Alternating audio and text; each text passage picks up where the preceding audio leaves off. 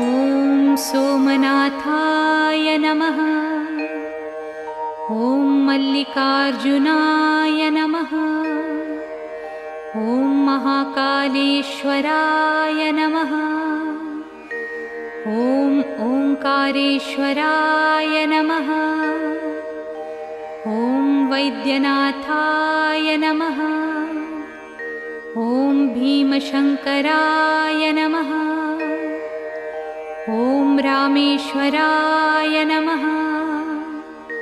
ॐ नागेश्वराय नमः। ॐ विश्वेश्वराय नमः।